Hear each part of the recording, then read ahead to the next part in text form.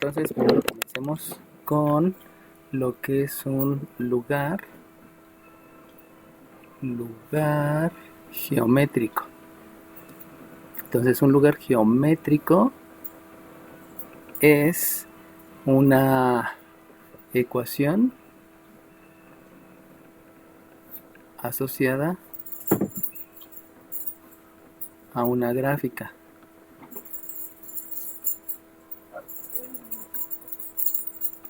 Entonces las gráficas más representativas que vamos a tener van a ser las gráficas de las rectas, las gráficas de las parábolas, las gráficas de las circunferencias, las gráficas de las elipses y las gráficas de las hipérbolas. Son las que más se van a estar utilizando. Sin embargo, todo parte de lo que es un lugar geométrico. Entonces, para saber cómo es que se obtienen los lugares geométricos siempre se obtienen a partir de definiciones de lo que yo quiero. Entonces, comencemos por una definición. Y esa definición habla de calcula el lugar geométrico. Calcula el lugar geométrico cuya distancia a un punto siempre sea igual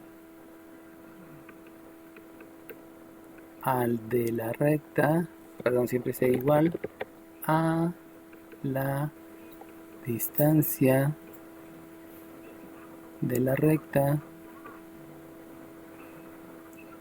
3x menos 5y menos 9 igual con 0. Bueno, entonces fíjense como aquí, cuando empezamos con lugar geométrico, lo que me están pidiendo es que tenga una ecuación asociada a una gráfica. Sabemos que la ecuación es una igualdad entre dos miembros, izquierdo y derecho, donde hay operaciones con términos. Sabemos que cada término está compuesto de una multiplicación de signo coeficiente, variable y función exponencial, que es hasta ahorita lo que nos sirve. Y la gráfica obviamente es una representación visual de lo que está ocurriendo en un plano cartesiano. Entonces aquí empiezan a verse varios conceptos que son propiamente de geometría analítica. El primer concepto que debemos de abordar es que tengo algo que se denomina plano cartesiano. Ese plano cartesiano está formado de un eje vertical y de un eje horizontal. Ese eje horizontal siempre va a tener a las abscisas. Generalmente por ahí hay un pequeño error donde se dice que el eje horizontal es el eje de las X. Eso es una gran mentira porque se puede graficar cualquier variable y aquí se van a graficar las ordenadas. Esos son los conceptos importantes, ¿no? Porque generalmente les preguntamos cuál es el eje horizontal y siempre contestan el eje de las X. Y pues ahí viene el concepto que deben de tener claro, que va a ser el eje de las abscisas, no es el eje de las X. Ahora, eso conlleva a que en la siguiente materia, que se denomina cálculo diferencial, aquí vamos a tener algo que se denomina variable independiente y por acá voy a tener algo que se denomina variable dependiente, lo cual se empieza a ligar desde aquí y por eso es importante que entendamos por qué se llama vertical y por qué se llama horizontal. Obviamente vamos a tener coordenadas donde las coordenadas en el plano cartesiano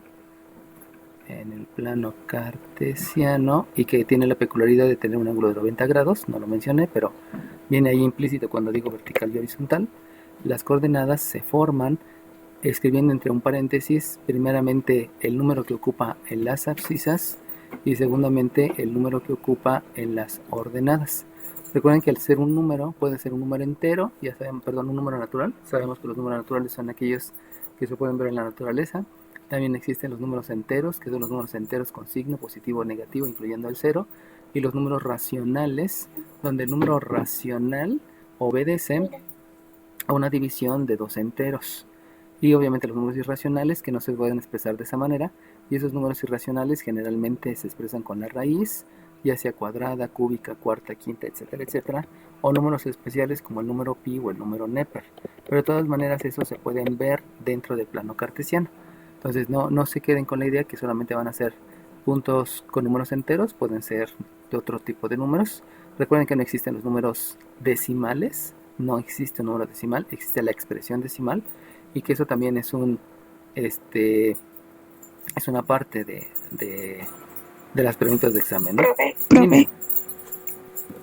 Disculpa, yo no estoy viendo su pantalla, ¿está compartiendo? Sí, deja volver a hacerlo, porque posiblemente Sí, no se ve. sí, ¿Ya lo ves? ya, Está bien. gracias. Entonces, si quieren, los espero un poquito en lo que copian. Y ¿no? Lo que debo de, primeramente, es entender que ahora vamos a estar trabajando con ecuaciones asociadas con gráficas. Precisamente por eso se llama lugar geométrico, una ecuación asociada a una gráfica. Y todo va a provenir de lo que ya sé de álgebra. Solamente es un resultado como, como aplicación directa de lo que es el álgebra.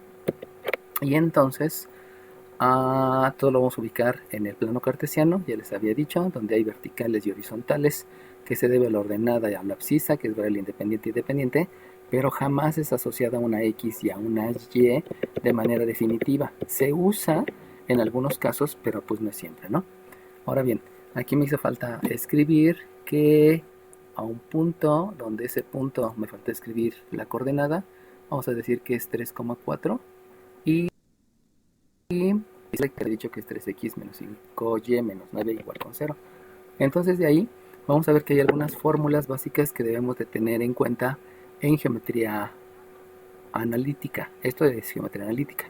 Ahora bien, lo primero que vamos a tener es el teorema de Pitágoras. En el teorema de Pitágoras sabemos que esto se llama cateto 1, este se llama cateto 2 y este se llama hipotenusa. Del teorema de Pitágoras que les había mostrado la clase pasada, pues de ahí sabemos que el teorema de Pitágoras se basa en que un cateto al cuadrado más el otro cateto al cuadrado es igual a la hipotenusa al cuadrado. El pequeño detalle es que cuando estamos hablando de catetos hablamos de distancias. Por lo tanto, si aquí yo asigno que hay una distancia x1, perdón, una coordenada x1 y una x2, y por aquí hay una coordenada y1 y por aquí hay una coordenada y2, eso implica que aquí tengo un punto y aquí tengo un punto.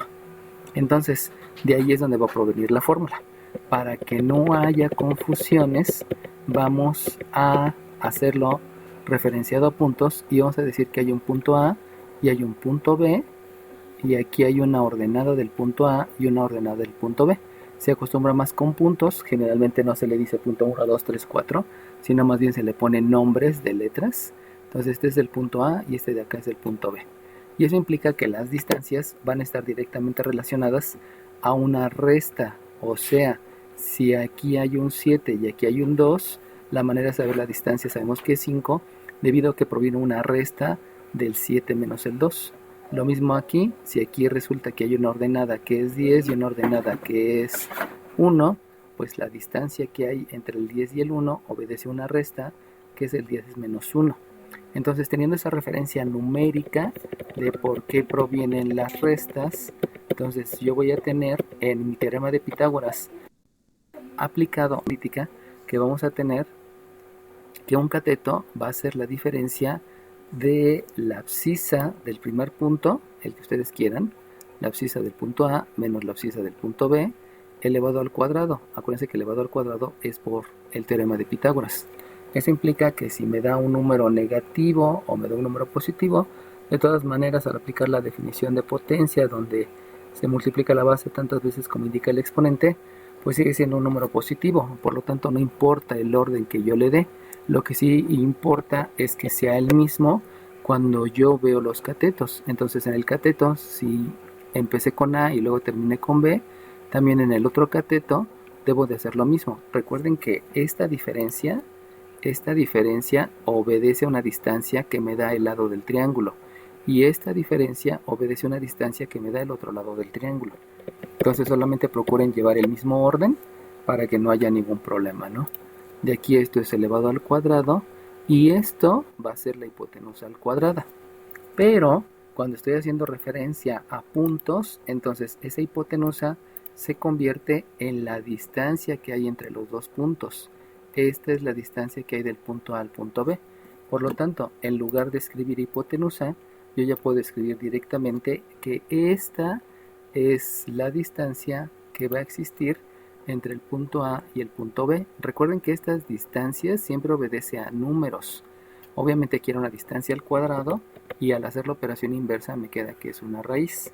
En otras palabras, el que tú te aprendas la fórmula de la distancia entre dos puntos no es nada complicada, porque lo único que está haciendo referencia es a que tú lleves un orden, que comiences con A y luego escribas B, ese es el orden, y lo demás obedece a un teorema de Pitágoras, donde el teorema de Pitágoras pues sabemos que son los catetos al cuadrado, y para calcular la distancia pues simplemente se aplica la operación inversa, que es la raíz.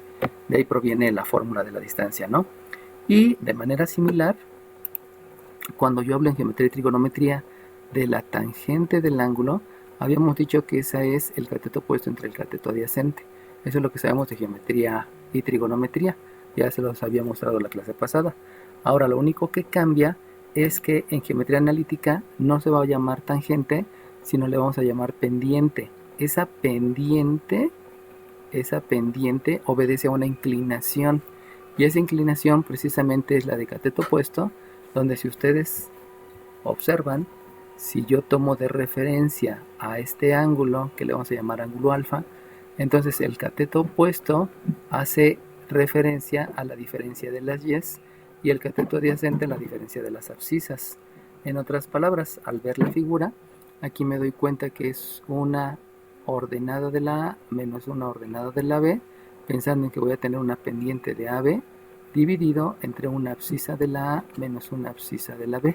Insisto, estas fórmulas no son complicadas porque solamente son el resultado de lo que proviene de una definición que fue la función trigonométrica. Recuerden que una función es una definición basada en operaciones, y la operación precisamente es la división de dos longitudes.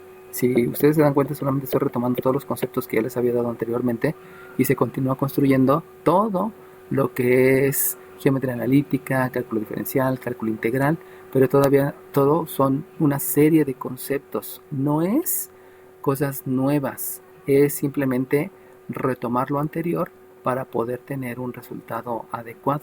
Pero eso, insisto, ¿no? Si se saben los conceptos, no vas a tener ningún problema. Si decides seguir utilizando el cancelar, el eliminar, el pasar, el desarrollar, el agrupar y todos esos conceptos que no tienen un significado adecuado, pues obviamente no voy a tener un triunfo en matemáticas, ¿no? Matemáticas no es compleja, solamente es una construcción de conocimientos basándose en los conceptos que se les va diciendo a cada momento. Bueno, entonces lo importante en la pendiente es que se interpreta, y la interpretación de la pendiente obedece precisamente a lo que yo tengo visualmente.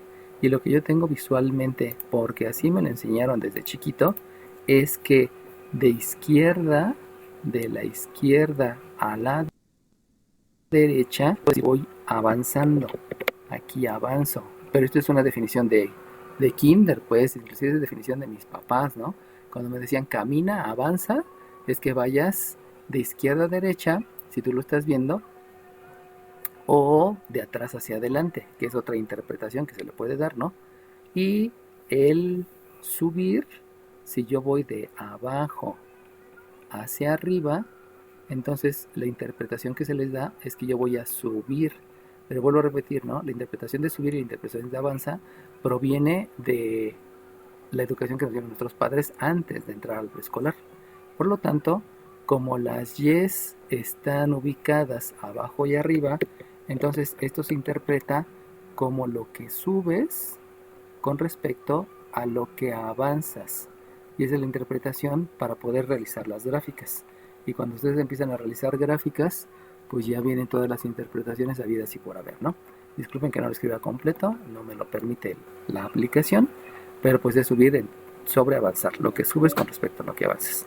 Y por último, otra de las fórmulas importantes que proviene también de un teorema de Pitágoras, esa explicación es un poquito más complicada, pero es más fácil aprenderse la fórmula. La distancia de una recta a un punto siempre se va a calcular como un valor absoluto. Valor absoluto, acuérdense que es quitar el signo, porque pues todas las distancias son positivas, Y esto, la interpretación es debido a una AX más una BY más una C mayúscula dividido entre la raíz cuadrada de una A cuadrada más una B cuadrada. Si ustedes se dan cuenta, esto es muy similar a lo que ya habíamos visto. ¿A qué? Al teorema de Pitágoras. ¿A qué? A la ecuación de la recta. Porque aquí les estoy escribiendo la ecuación de la recta. Y si se dan cuenta, la ecuación de la recta tiene similar la X primero, tiene similar la Y después, y tiene similar un término independiente que, si se dan cuenta, este no tiene letra. Por eso sé que obedece a un término independiente. Entonces, precisamente, esa ecuación de un punto a una recta está diciendo que esta A precisamente es este 3, este B es este menos 5, obviamente debe ser con todo y el signo, porque acuérdense que estamos hablando de números enteros, o números racionales, o números irracionales, y todos tienen signo, y esta C obedece a este menos 9. Por eso es la parte sencilla de la fórmula. Obviamente, si yo estoy diciendo que aquí tengo un teorema de Pitágoras, y en el teorema de Pitágoras estoy tomando de consideración a la letra A mayúscula, pues indirectamente se dice que esta letra y esta letra es la misma. Esta letra mayúscula y esta letra mayúscula es la misma, o sea, son los mismos valores numéricos. Lo único que me hace falta es la X y la Y. Pero como estoy diciendo que es la ecuación de una recta, ya utilicé todo lo de la recta, ahora me hace falta considerar el punto. Y el punto, que puede ser cualquiera, aquí escribí el punto A, pues precisamente hace referencia a este punto que está aquí, donde la abscisa sabemos que la graficamos en el eje horizontal, y la ordenada se grafica en el eje vertical. Por lo tanto, una vez teniendo la ecuación de del punto y la ecuación de la recta, pues no hay ningún problema, ¿no? No hay tantas complicaciones. Lo que les quiero dar a entender es que geometría analítica solamente se basa en, dejen cambio de color para que les quede claro el concepto. Geometría analítica se basa en plano cartesiano, se basa en eje vertical, ordenada y variable dependiente, se basa en eje horizontal, abscisa y variable independiente, se basa en que es un ángulo de 90 grados, se basa en que hay abscisas y hay ordenadas, como ya había dicho, y las abscisas avanzan, las ordenadas van de abajo hacia arriba, perdón, las ordenadas suben, y que la distancia que hay entre esos dos puntos siempre es una resta. Eso es geometría analítica. Ahora, eso de geometría analítica, perdón, que también tiene una coordenada que se expresa como abscisa y ordenada, eso solamente es geometría analítica, aunado a la definición del lugar geométrico, donde es una ecuación asociada a una gráfica. Y las gráficas pueden ser de diferente manera, no nada más esas, puede haber más. Y de ahí, eso que les acabo de marcar con marcatexto rosa, eso se aúna a lo que yo había explicado anteriormente del teorema de Pitágoras, y por la posición surge el teorema. O sea, no quiere decir que sea una fórmula nueva, solamente es tomar de referencia lo que me explican en geometría analítica, y de ahí ver en geometría y trigonometría que hay una tangente que, aunado a la explicación que les di de geometría analítica, por eso surge esa fórmula. Y otra explicación que también tiene que ver con geometría y trigonometría, o sea, no crean que proviene de algo muy extremo, proviene esta fórmula que, si se dan cuenta, es la unión de una recta con un teorema de Pitágoras. Entonces, geometría analítica simplemente es lo que está en rosa, lo demás es la aplicación que yo tengo con otras materias anteriores, y otras materias anteriores pues solamente son conceptos, ¿no? Ya les había dicho que Pitágoras vio eso del triángulo rectángulo, y él definió sus funciones trigonométricas, donde recuerden que una función es una definición basada en operaciones. Él definió tangente basándose en una división de la longitud de dos lados, y así se construyen las matemáticas, ¿no?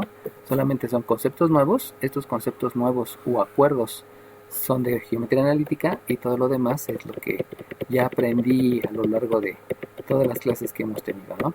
Por eso matemáticas es muy fácil, solamente es juntar conceptos que no son robustos. El subir y el avanzar no es robusto, es algo que aprendí en el kinder. Izquierda y derecha tampoco es robusto, arriba y abajo tampoco, etcétera, ¿no? Horizontal o vertical no es de mate.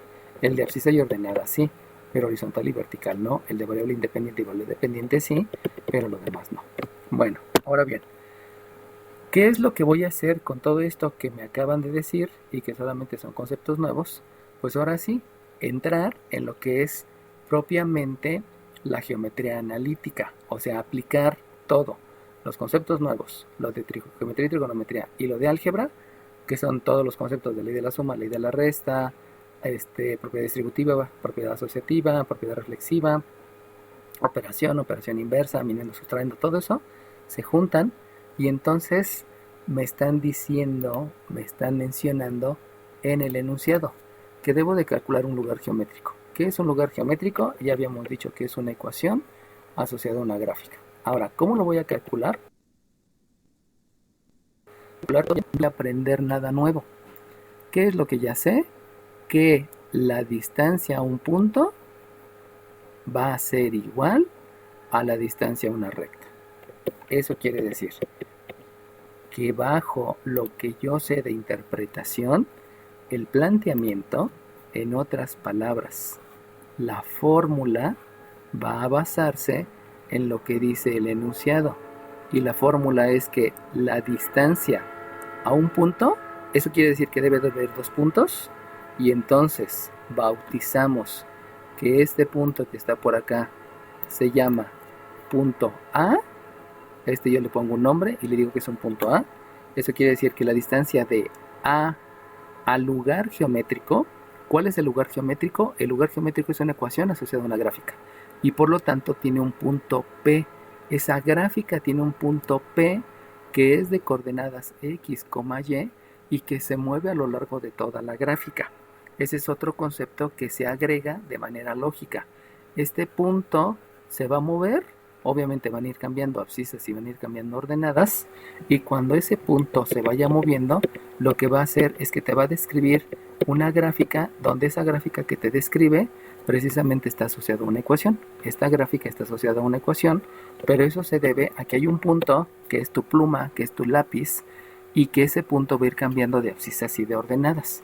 Ese trazo que tú haces con tu pluma precisamente es el punto que se está moviendo y que te va trazando una gráfica de diferentes maneras, ¿no? Puede ser de la manera que tú quieras y que a veces vas a tener que desprender tu lápiz o tu pluma para poder ver cómo queda la gráfica. Entonces, va de nuevo.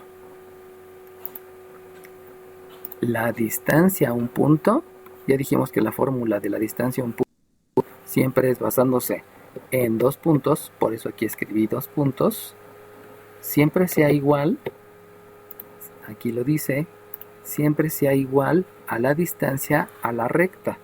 Eso quiere decir que lo que va a ser igual es igual a la distancia del punto que describe la figura, que es el punto P, a la recta. O lo pueden escribir al revés, ¿no?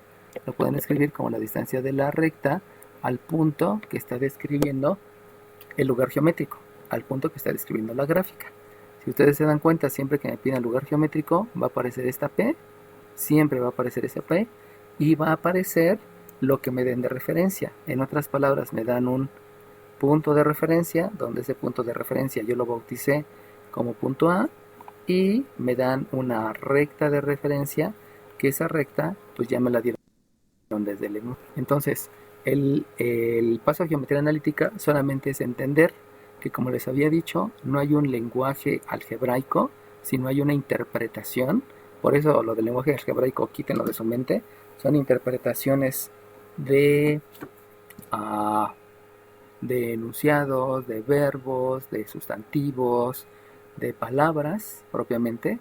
Es una interpretación de esa palabra con un símbolo utilizado en álgebra, y esos símbolos ya saben que son letras, que son operaciones, que son proporciones, que son ecuaciones, que son etcétera, ¿no? Hay varios nombres de los cuales ya hemos hablado a lo largo de todas estas clases.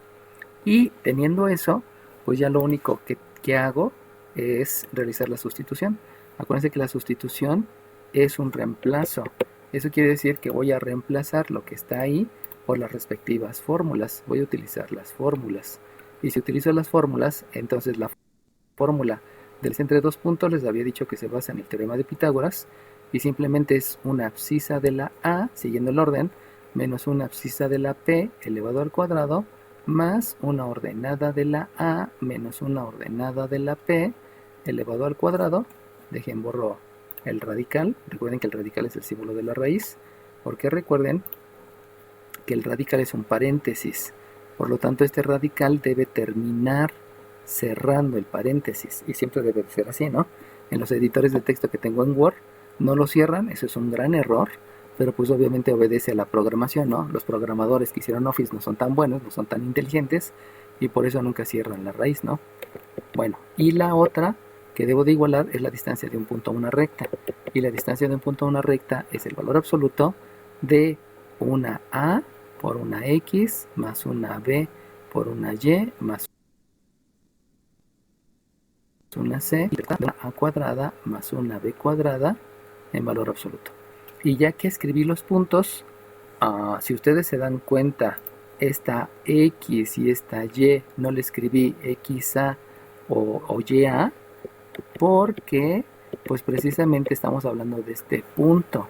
Y como estamos hablando de este punto, ahora haciendo la aclaración, yo ya puedo decir que es la ordenada del punto, perdón, la abscisa del punto y la ordenada del punto, porque es al punto, recuerden, este punto es el que me genera la recta, la parábola, la hipérbola, la elipse o la circunferencia o la polinómica, ¿no? Que también pudiera ser ese resultado.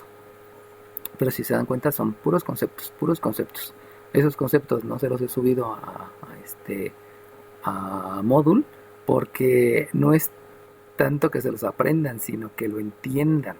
No es de estar repasando y repasando, sino más bien es que se lo aprendan. Y entonces, ya que hice la sustitución, nos vamos a la sustitución numérica. Y esa sustitución numérica, pues ya obedece a lo que yo tengo en el enunciado. Y la sustitución saben que es un reemplazo. Por lo tanto, bueno, primeramente, ¿no? ¿Cómo tomo la decisión que es una sustitución? Pues tomo la decisión porque aquí me están diciendo que es una abscisa y que es una abscisa. Entonces ese concepto me lleva a ver cuáles son los valores que tengo y cuáles son los valores que no tengo. Entonces, ¿cuál es la abscisa de la A? ¿Cuál es la abscisa del punto A? Pues lo mencionan en el enunciado que es un 3.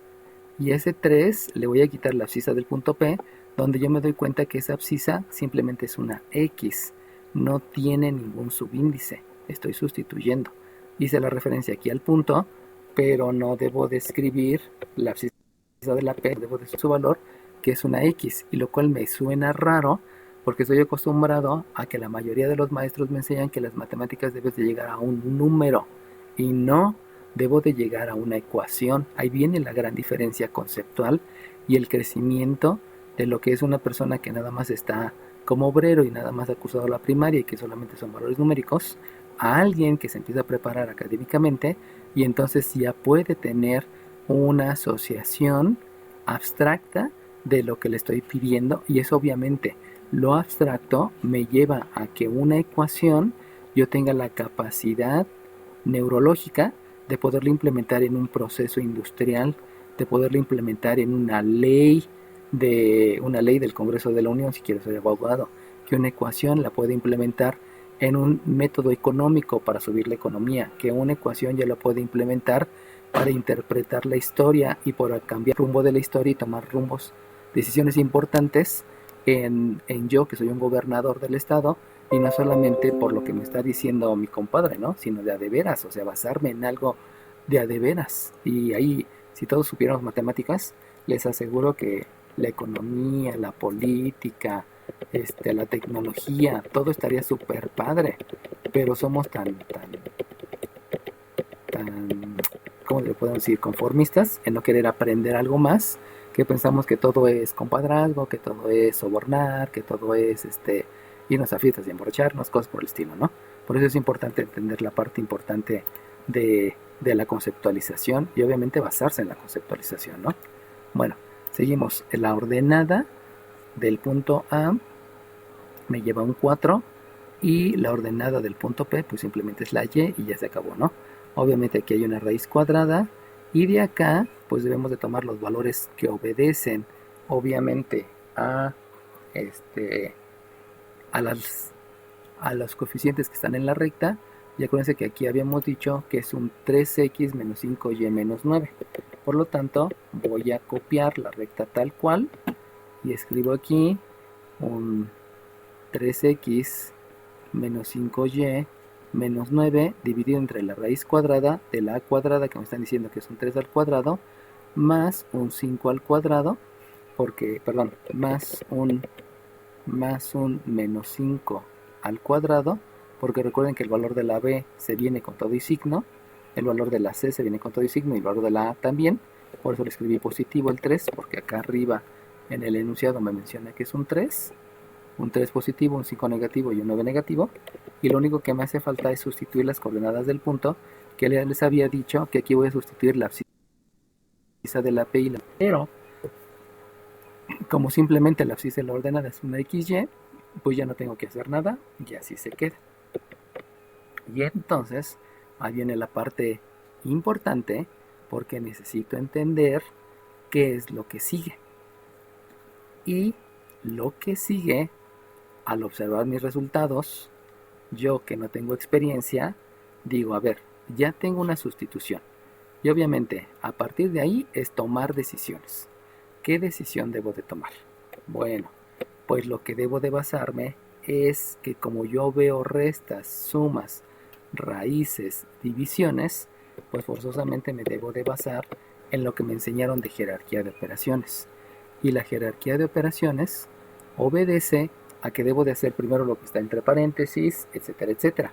De ahí me doy cuenta que hay un binomio al cuadrado y a mí me enseñaron en algún momento que si yo tengo un binomio al cuadrado, esto se calcula como el cuadrado del primero menos el doble producto del primero por el segundo más el cuadrado del segundo.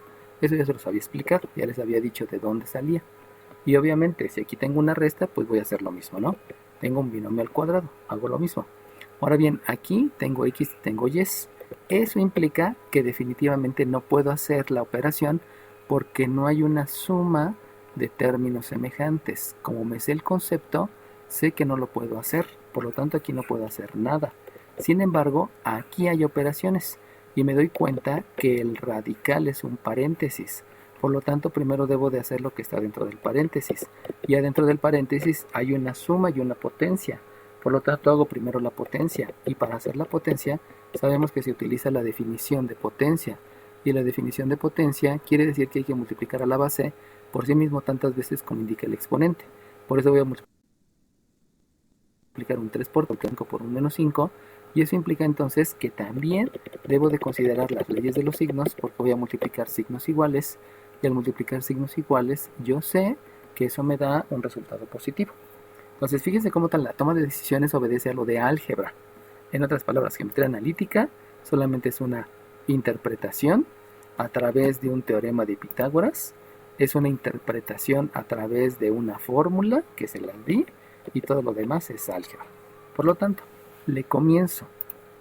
Yo me doy cuenta que el cuadrado de 3 es 9, menos el doble producto es 6x, más el cuadrado del segundo es x cuadrada, más el cuadrado es el doble producto es un 8y, pues por 4h por y, más la y cuadrada. Y obviamente aquí tengo una raíz cuadrada. Y en el otro miembro yo tengo un 3x menos 5y menos 9 que no puedo hacer nada por lo ya explicado. Y aquí tengo un 9 más un 25 al cual le voy a calcular una raíz cuadrada. Y ahí ya lo tengo todo completo. Solamente agregar que debo de tener un valor absoluto. Con eso yo ya puedo aplicar lo que es la... otra vez, ¿cómo sé qué es lo que debo de hacer? Reviso lo que hay.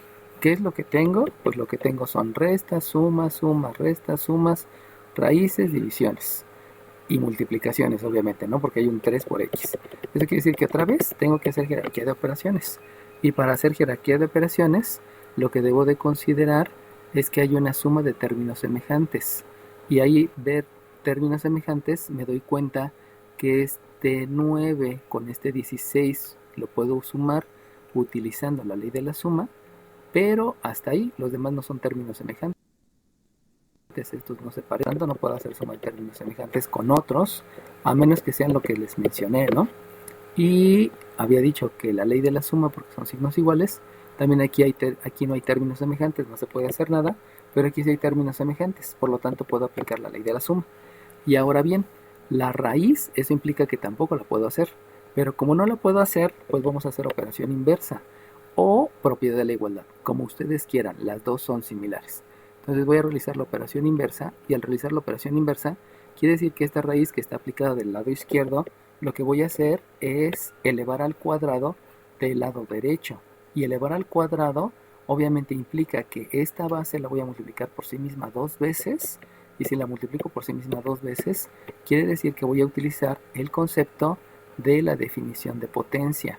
Y la definición de potencia me habla que yo debo de multiplicar por sí mismo a la base dos veces. ¿Cuál es la base que voy a multiplicar?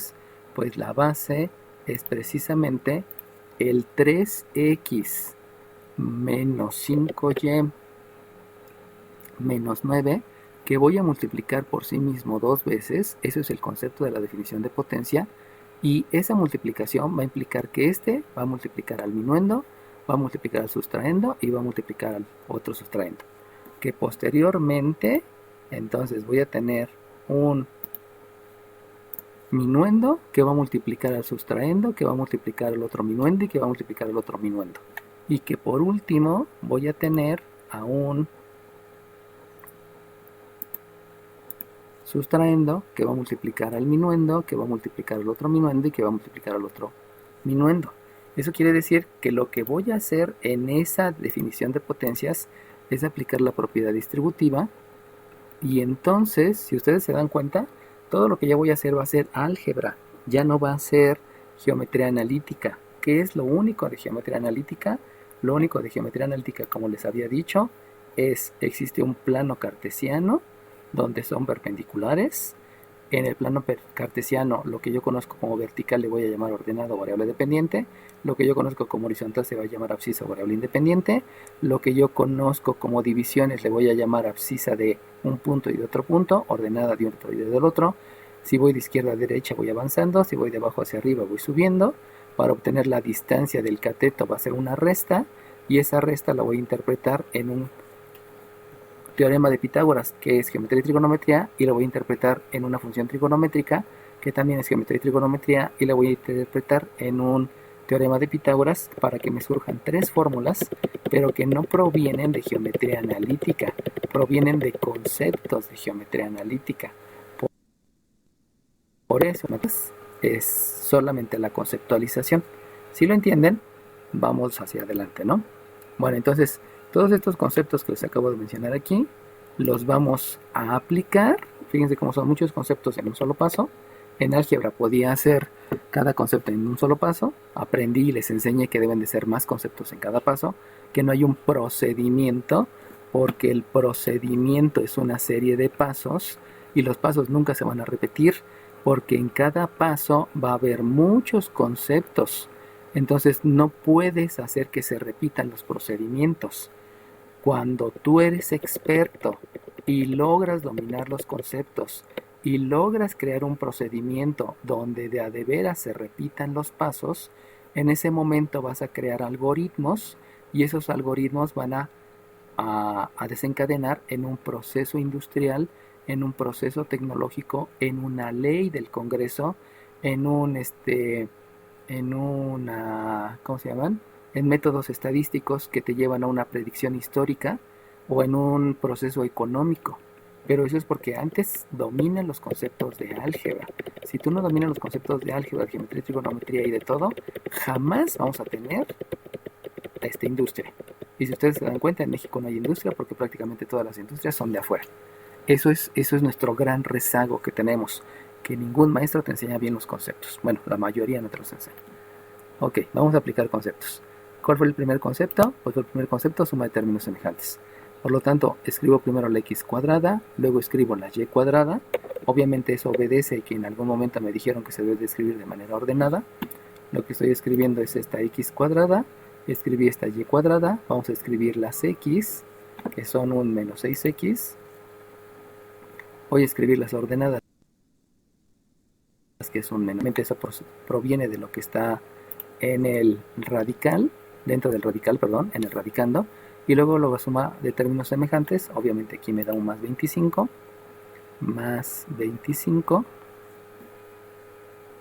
ahorita posiblemente les van a surgir la pregunta, bueno, ¿y para qué me sirve lo que estás haciendo?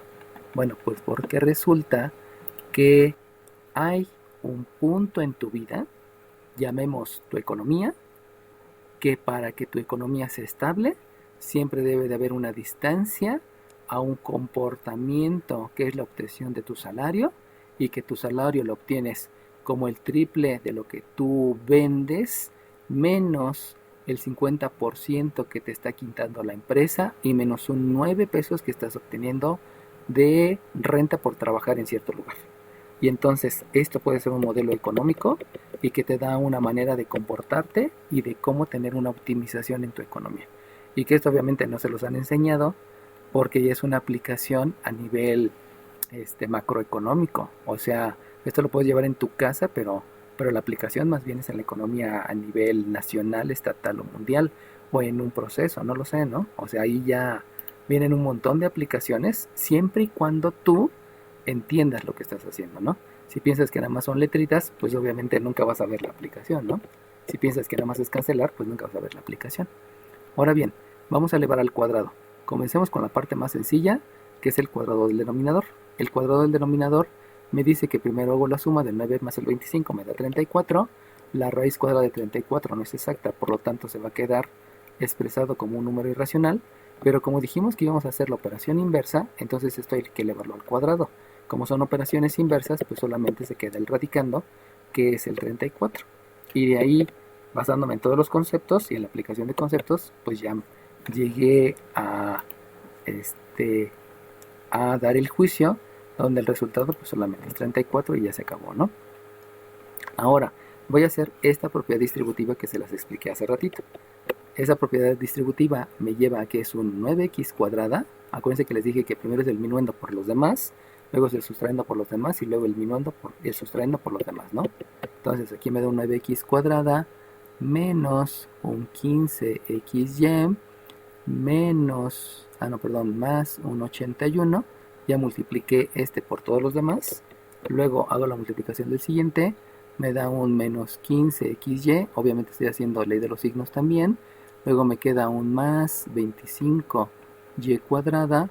Y luego me queda un más 45y. Acuérdense que lo que hice fue multiplicar este por los otros tres. Obviamente ley de los signos, número por número y letra por letra. Que eso pues ya lo tengo dominado en álgebra, ¿no? Y de aquí me queda un menos 27x más un 45y menos, más un 81. Y que si ustedes se dan cuenta, hasta ahorita yo pensaba que las operaciones eran súper rápidas y ahorita me estoy dando cuenta que las operaciones se hacen más complejas, obviamente porque ya estoy a otro nivel. Y entonces se pierde la idea que todo solamente son cancelar, eliminar, etcétera, etcétera, ¿no? Y por eso hay que entender los conceptos. Por eso es importante los conceptos. Por eso México no tiene industria, porque no les explican los conceptos. ¿Qué es lo que sigue? Pues veo mis resultados. En mis resultados sigue habiendo suma, resta y multiplicación y división. Eso quiere decir que forzosamente debo de seguir utilizando la jerarquía de operaciones. Y en la jerarquía de operaciones me dicen que lo que sí puedo hacer es sumar términos semejantes. Y si observo términos semejantes, me voy a dar cuenta que esta x cuadrada no tiene términos semejantes, que esta y cuadrada no tiene términos semejantes, pero que esta xy y esta xy sí tiene términos semejantes. Eso quiere decir que para hacer esa suma de términos semejantes, lo que debo de aplicar es la ley de la suma, porque me voy dando cuenta que tengo los mismos signos. Aplico la ley de la suma. Luego sigo analizando mis resultados para saber cuál es el concepto que voy a aplicar. Me doy cuenta que aquí hay una y que se puede sumar con una y, lo cual es bueno. Aquí hay una x que no se puede sumar. Obviamente entre estas y también voy a utilizar la ley de la suma, porque son el mismo signo. Y luego me doy cuenta que aquí hay un 81 y aquí hay un 81, por lo cual también puedo hacer una suma de términos semejantes. Si se dan cuenta, yo no estoy tachando, yo estoy marcando de manera diferente para que ustedes sepan qué es lo que van a hacer. No es ese error que me enseñan todos los maestros de ir haciendo la operación lo que tú quieras. Que de ir haciendo la operación y tachando, eso es un gran error porque no les permiten ver cuál es el concepto que se va a aplicar. Ahora bien, si ustedes se dan cuenta tienen un 34 por aquí abajo, pero ese 34 no lo puedo dividir entre cada uno. Por lo tanto, de preferencia, para no meterme en complicaciones y ya trabajar con números enteros, lo que hago es una operación inversa. Eso quiere decir que ese 34 va a multiplicar a todo lo que está en el miembro izquierdo y obviamente me va a generar numerotes, ¿no? Pero pues así es, pues no se preocupen, son números ya. Entonces comienzo con la operación inversa. Aquí tengo un 34x cuadrada, aquí tengo un 34y cuadrada, menos, si multiplico 6 por 34, pues obviamente multiplico unidades por unidades y unidades por decenas. Ese método ya lo saben. Entonces 6 por 4 me da 24, llevo 2, 6 por 3 me da 20, aquí es una x. Eso que hice, esa multiplicación, también se llama propiedad distributiva. Y se llama propiedad distributiva porque la unidad la multiplico por la unidad y la unidad la multiplico por la decena. Estoy distribuyendo la multiplicación entre unidades y decenas, por eso se llama propiedad distributiva. Pero ese concepto también ya se lo saben. Luego hago otra vez la multiplicación, pero ahora por el 8, obviamente debe de haber leído los signos. Eso me lleva a que es un menos, 4 por 8 32, llevo 3, 3 por 8 24 y los 3 que llevo son 27. Acuérdense que no van a poder utilizar calculadora, por eso se las estoy haciendo manualmente. Y entonces la multiplicación más grande, pues esa sí es la de 25 por 34. Y esa mejor la hacemos separadamente. 5 por 4 20, llevo 2, 5 por 3 15, 17. 2 por 4 8, 2 por 3 son 6. Y entonces el resultado me queda un más. Aquí es un 0, aquí es un 15, llevo 1 y acá es un 8. Y tengo 850. Ahora bien, en el numerador del miembro derecho ya les había explicado que voy a hacer la respectiva suma de términos semejantes, por lo tanto es 9x cuadrada más 25y cuadrada. A eso por orden me voy con las x que no tienen términos semejantes, por lo tanto es un menos 27x. Me voy con, disculpen, perdón, primero me voy con las xy. Las xy me da un menos 30xy, debido a que habíamos dicho que se utiliza la ley de la suma porque tienen el mismo signo. Primero escribir la xy, porque la xy aquí tiene un exponente 1 la x y un exponente 1 la y. Eso quiere decir que sería como un exponente cuadrado. Por eso primero va ese término en lugar de la x y de la y. Luego me voy con la x, que es un menos 27x. Luego me voy con la y, que habíamos dicho que es un son términos semejantes. Me da un más 90y. Acuérdense que ya lo había analizado desde hace rato. Solamente estoy dando la aplicación a mi análisis, que obviamente eso obedece a lo que generalmente hacen todos los maestros. Te van haciendo la operación y te lo van tachando, ¿no? Cuando eso es un error, porque debes de analizar lo que vas a hacer con las leyes, con los conceptos respectivos y luego ahora sí aplicarlos, ¿no? Ya sabes lo que vas a hacer, es llevar un orden adecuado. Primero piensas qué hacer y luego lo haces. No simplemente ves a una persona con pelo largo y le das la vuelta y le das un beso, ¿no? O sea, no, tiene que haber más cosas para poder hacer esa primera, ¿no? Viéndonos a una parte media fea, pues si lo único que me importa es tener sexo, pues voy y contrato primero a una sexo servidora, pero o sea, primero hice el contrato y luego hago la acción, ¿no? No nada más llego y le hago porque si le hago me golpea el tipo, ¿no? O la tipa, no lo sé, ¿no? O sea, hay que entender que primero es qué voy a hacer y luego hacerlo. No es hacerlo todo al aventón, es pensar bien lo que tengo que hacer. Eso simplemente es un orden natural, ¿no? Generalmente no me enseñan a hacer eso, sino actúas por impulsos, pero pues por eso luego nos va mal en la vida, ¿no? Bueno, entonces tengo un más 90y, de ahí me voy al siguiente, que son los términos independientes, o sea, los que no tienen letra. Me doy cuenta que hay una ley de la suma y por eso me da un 162 y ya estuvo, ¿no? Vamos a borrar esta operación para que no les vaya a causar ruido. Al fin ya supieron cómo la hice. Obviamente obedece a que tengo o que deben de tener práctica en las operaciones. Y por último, entonces, aquí lo que me doy cuenta que debo de hacer es que como tengo sumas, restas, multiplicaciones, pues otra vez es jerarquía de operaciones. O sea, siempre es revisar por jerarquía de operaciones. Y entonces me doy cuenta que esa jerarquía de operaciones me lleva a la suma de términos semejantes. Pero entonces cuando yo reviso los términos semejantes, resulta que los términos semejantes, ahora aquí tengo una x cuadrada y tengo una x cuadrada en el otro miembro. Eso quiere decir que lo que debo de hacer es una operación inversa, y esa operación inversa obedece a dejar positivas a las x cuadradas, lo que implica que si aquí tengo una suma, la operación inversa es una resta. Entonces, basándome en ese concepto, vamos a escribir el resultado, y aquí yo tengo un 25x cuadrada. Luego me voy a la siguiente, tengo un 34y cuadrada y un 25y cuadrada. Fíjense cómo no los estoy tachando, los estoy marcando para que sepan cuál es el que deben de ustedes, qué concepto es el que deben de aplicar y cómo deben de aplicarlo. Entonces, aquí me hizo falta. El otro concepto que debo de aplicar es la ley de la resta, porque la ley de la resta menciona que si son signos diferentes, obviamente aquí es positivo, pero con la operación inversa ya me queda negativo. Entonces, ese signo negativo con este signo positivo me lleva a una ley de la resta, porque son diferentes signos. Se hace la resta y se deja el signo del mayor. Con el signo del mayor, pues me doy cuenta que es un más. Luego hago lo mismo con los términos en y. Si se dan cuenta que hay una suma, la operación inversa es una resta. Utilizo la ley de la resta y entonces la resta me da un 9. Dejo el signo del mayor y por ser términos semejantes escribo la y cuadrada. Me voy con los términos en xy. Este no tiene término semejante, por lo tanto solamente aplico operación inversa. Disculpen, no se hizo el cambio.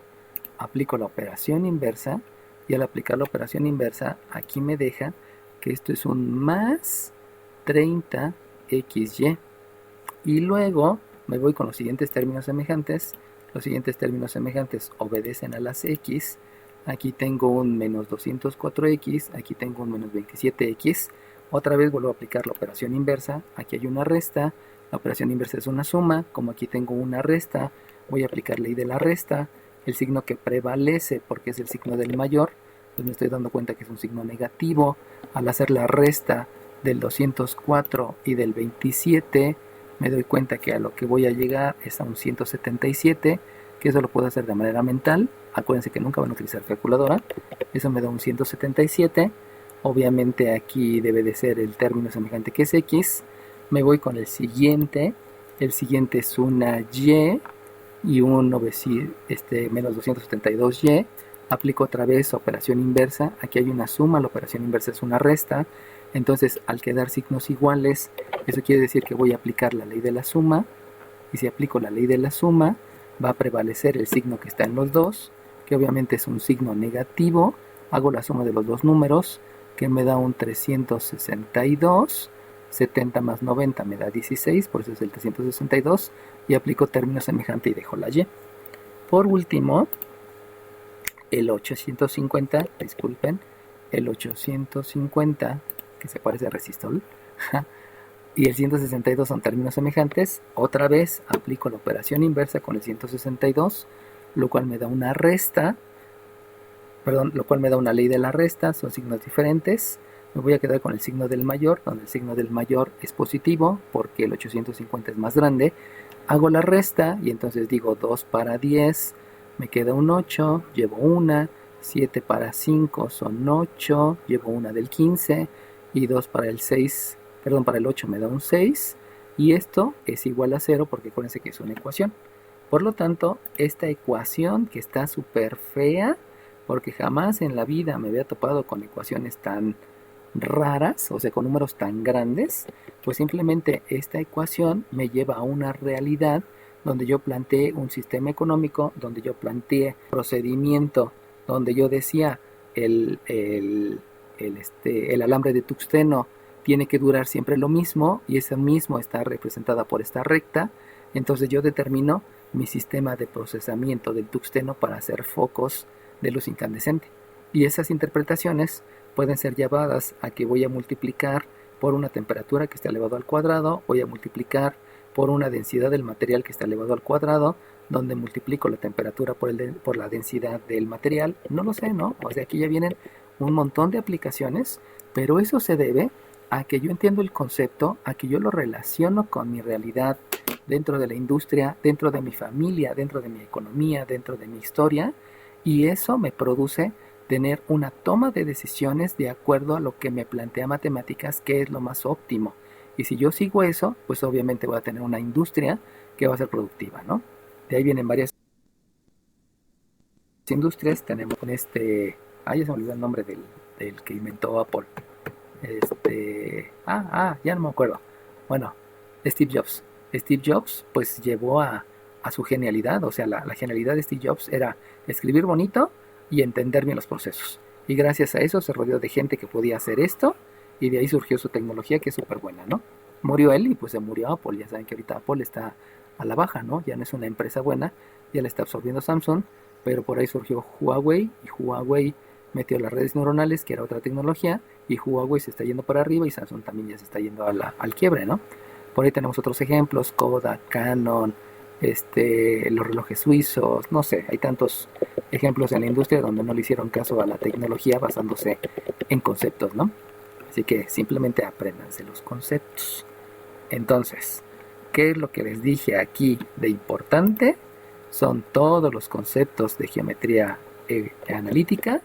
Esos conceptos se juntan con 3 fórmulas, que ahorita les voy a dar más fórmulas, y esas 3 fórmulas, junto con esos conceptos, le agregan el planteamiento que obedece a una interpretación, y esa interpretación ni siquiera es de álgebra, sino esa interpretación es desde la primaria, porque les enseñaron que sumar era agregar, era poner palitos uno delante del otro, y de ahí todo lo demás de geometría analítica, todo lo demás son conceptos de álgebra.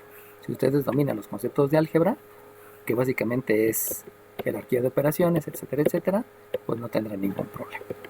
Y entonces, ya con esto, les voy a compartir la siguiente pantalla. Fíjense cómo todo fue operaciones, operaciones, operaciones. Les voy a compartir otro siguiente lienzo. Y ese siguiente lienzo les voy a plantear las otras fórmulas que surgen. Y las otras fórmulas que surgen, no permita la aplicación. Las otras fórmulas que surgen son por cosas. ¿Cuáles son las otras fórmulas que surgen? Pues la otra fórmula que surge es que la tangente de un ángulo formado por 2 rectas se calcula como la inclinación de una recta menos la inclinación de otra recta dividido entre 1 más la inclinación de una recta y la inclinación de la primera. Ahora, esto se basa precisamente en que ya les expliqué que una recta tiene una inclinación. Recuerden que la inclinación se basa entre lo que sube con respecto a lo que avanza. Eso ya se los había explicado. Y viene la inclinación de otra recta. La inclinación de otra recta, que también es lo que sube, o sea, YA menos YB entre la abscisa de la A menos la abscisa de la B. O sea, eso ya los expliqué. Ahora, lo importante aquí es que este ángulo va a ser de el 1 al 2. O sea, el ángulo es de la 1 a la 2. Este es el ángulo. Y ahí es donde deben de tener muy, muy, muy claro cómo es que se obtienen esos ángulos. Fíjense cómo por la figura uno pensaría, bueno, ¿y este ángulo entonces cómo lo obtengo, no? ¿Este ángulo cómo lo obtengo? Bueno, como este ángulo que le voy a llamar beta, lo estás haciendo del 2 hacia el 1, entonces la fórmula ahí cambiaría. Y así debía describir que la tangente del ángulo beta es al revés, o sea, M1 menos M2 entre 1 más M2 por M1. Aquí acuérdense que la propiedad conmutativa no hace que se afecte esto, el orden de los factores no el producto, sino que todo está referenciado precisamente a la diferencia que tengo arriba.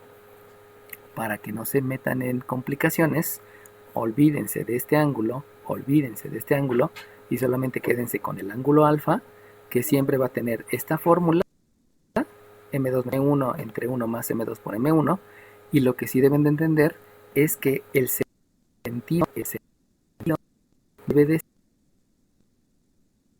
ser a las manecillas del reloj. Y eso es algo que me enseñaron en la primaria. En la primaria me enseñaron a ver el reloj. Vamos a suponer que esta manecilla está apuntando al número 5. Déjense los escribo con otro color.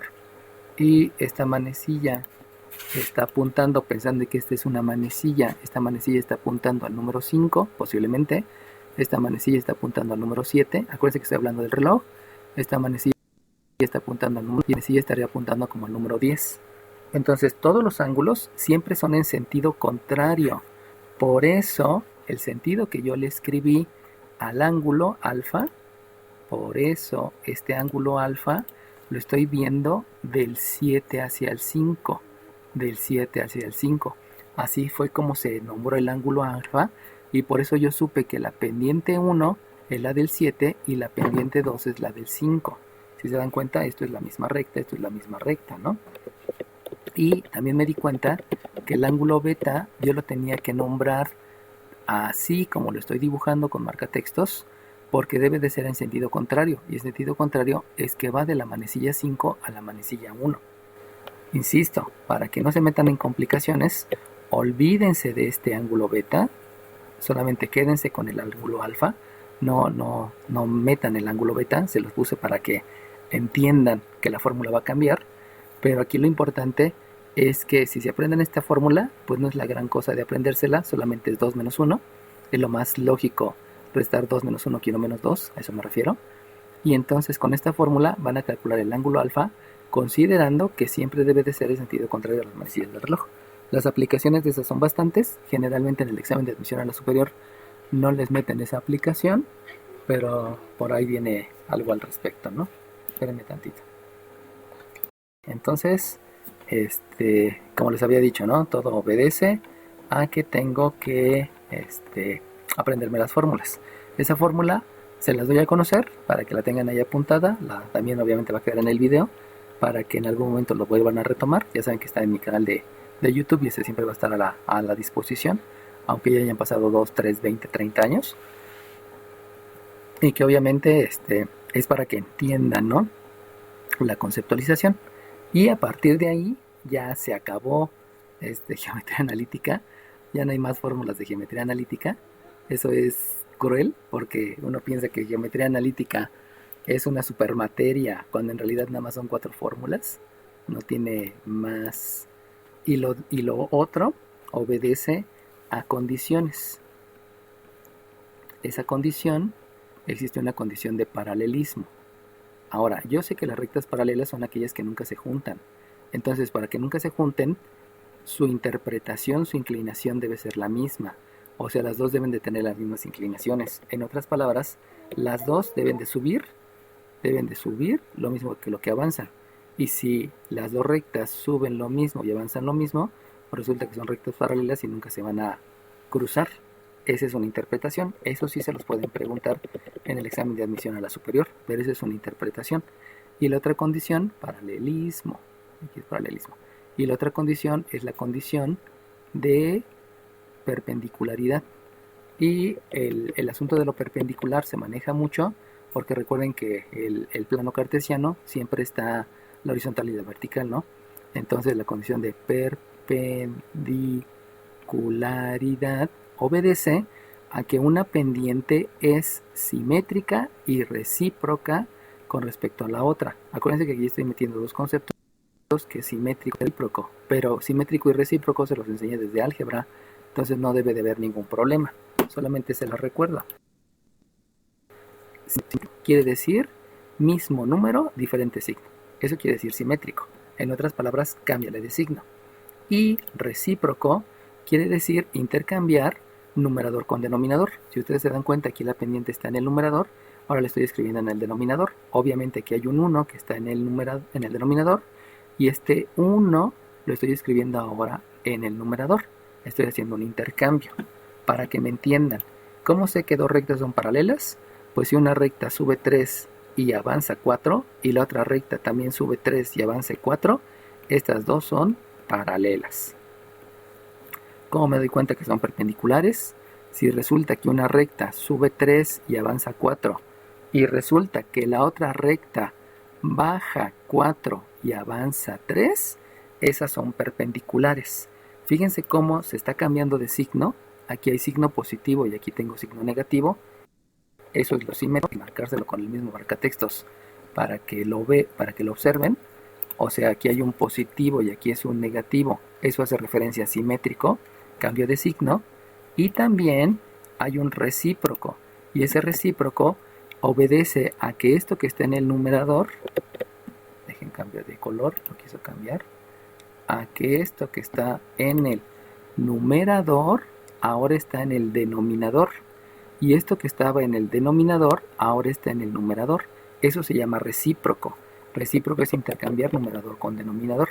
Entonces, si ustedes observan eso, pues ya pueden decir que son perpendiculares. Si observan que son idénticas, son paralelas. Y esa sería básicamente la pregunta que les haríamos en el examen de admisión a la superior, porque acuérdense que estamos viendo el concepto. Entonces, esas condiciones no obedecen tanto a geometría euclidiana, perdón, a geometría analítica, sino obedecen más bien a a álgebra. Y por último, lo que se agrega en geometría analítica son formas. Esas formas quiere decir manera de escribir. Y esa manera de escribir hace la diferencia en cómo debo describir a una recta, cómo debo describir a una circunferencia, cómo debo describir a una parábola, cómo debo describir a una parábola, cómo debo describir a una elipse y cómo debo describir a una hipérbola. Se las voy a escribir todas, les voy a dejar tiempo para que lo copien, porque aquí son muchas, ¿no? ¿Cómo puedo escribir a una recta? La puedo escribir como AX más Y más C igual a... ¿Cómo puedo escribir a una recta? Pues la puedo escribir como Y igual a MX más B. ¿Cómo puedo escribir a una recta? Pues la puedo escribir como X entre A más Y de B. También la puedo escribir como una Y menos una igual a una M por una X menos una XA. ¿Cómo puedo escribir a una recta? Pues también la puedo escribir como una Y menos una YA igual a una YA menos una YB entre una XA menos una XB multiplicado por una X menos una XA. Esas son las diferentes maneras en que puedo escribir a una recta. Y si se dan cuenta, o sea, son muchas.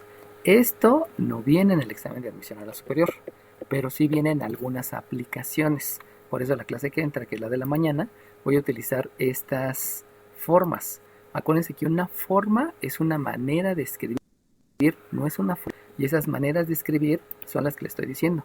¿Cuál es la forma de escribir en una circunferencia? Es x menos h elevado al cuadrado más y menos k elevado al cuadrado igual a r cuadrado. ¿Cuál es la forma de escribir las parábolas? Pues las maneras de escribir las parábolas, disculpen, dejen escribirle con otro color porque se me está tardando aquí. La manera de escribir una parábola obedece a una y menos k elevado al cuadrado igual a un más menos 4p que multiplica a x menos h, y tenemos una x menos h al cuadrado igual a más menos 4p que multiplica a una y menos k. Esas maneras de escribir se las voy a explicar mañana, les voy a decir cuál es el concepto mañana. Ahorita solamente quiero que las copien porque voy a retomar estos dos mañana.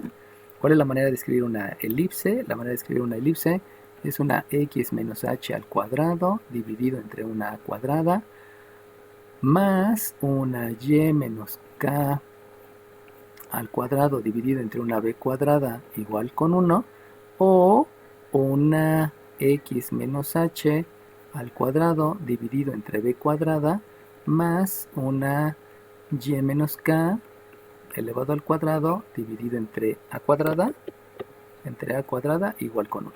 Esas son las formas de escribir la elipse. Y las maneras de escribir la hipérbola, disculpen, ya no me alcanzó el espacio, se las voy a escribir hasta aquí abajo.